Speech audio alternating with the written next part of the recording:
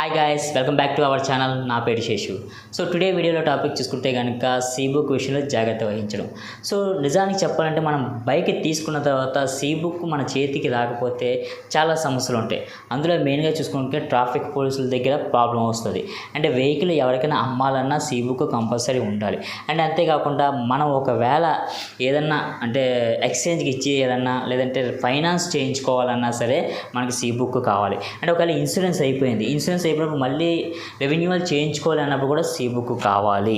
So ఈ సీబుక్ వల్ల ఇన్ని పనులు ఉన్నప్పుడు బట్ సీబుక్ అనేది మనకి రావట్లేదు ఇప్పుడు ఆర్టీ ఆఫీస్ నుంచి. సో మనం అదేదో బైక్ కొనుక్కున్నప్పుడే కొన్ని జాగ్రత్తలు తీసుకుంటే మనకి సీబుక్ అనేది ఈజీగా అయితే ఇంటికి వస్తుంది. సో ఆ జాగ్రత్తలు ఏంటో అనేది తెలుసుకుందాం. ఫస్ట్ ఆఫ్ ఆల్ మీరు బైక్ కొనుక్కునేటప్పుడు మనం ఆ టీఆర్ అనేది చేయించుకుంటాం కదా, అప్పుడు అడ్రస్ అనేది ప్రాపర్గా ఇవ్వండి. సపోజ్ మీరు ఇచ్చే అడ్రస్ ఒకటి అండ్ మీరు వేరే దగ్గర ఉన్నారంటే అది ప్రాబ్లమేటిక్ అవుతుంది.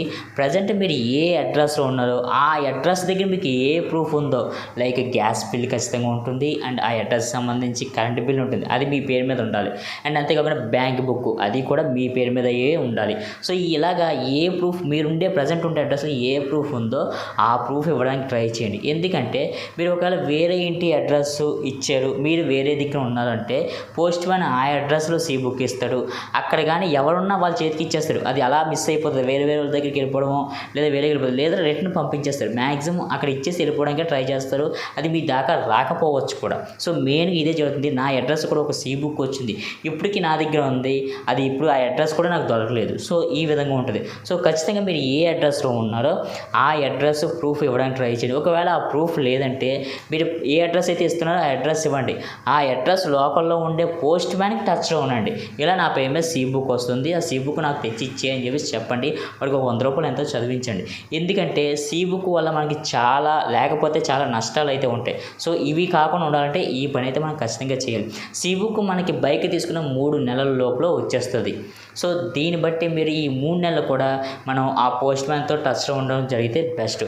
ఒకవేళ సీబుక్ రాలేదు, పోస్ట్ మ్యాన్ కూడా రాలేదు అన్నాడు అనుకోండి, మీరు వెంటనే ఆర్టీ ఆఫీస్కి వెళ్ళి ఇలా నా బండి తీసుకుని రోజులు అయింది నాకు రాలేదు అంటే వాళ్ళు నెట్లో అప్డేట్ చూస్తారు. సో ఆ అప్డేట్ బట్టి ఏమైంది ఏంటి అనేది మీకు డీటెయిల్స్ అయితే ఇస్తారు.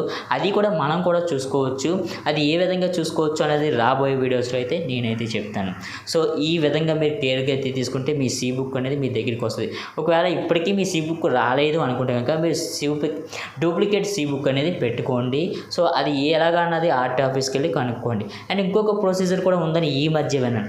అది ఆర్టీ ఆఫీస్లోంచే మనం డైరెక్ట్ సీబుక్ తీసుకునేలాగా దీనికి మధ్యవర్తి ఏజెంట్స్ ఎవరు ఉన్నారో వాళ్ళకి కొంచెం అమౌంట్ అనేది పే చేస్తే కనుక మన ఆర్టీ ఆఫీస్లోనే తీసుకోవచ్చు అనే ఒక విషయాన్ని అయితే విన్నాను. సో అన్ని ఆర్టీ ఆఫీస్లో జరుగుతుందో లేదో నాకు కూడా క్లారిటీగా తెలియదు.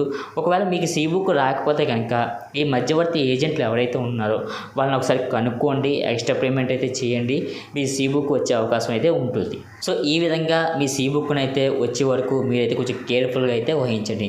సో ఇది ఫ్రెండ్స్ ఇవాళ వీడియో అయితే. ఈ వీడియో కనుక నచ్చితే కనుక ఖచ్చితంగా లైక్ అయితే చేయండి. అండ్ ఇలాంటి మరిన్ని వీడియోల కోసం మన ఛానల్ అయితే సబ్స్క్రైబ్ అయితే చేసుకోండి.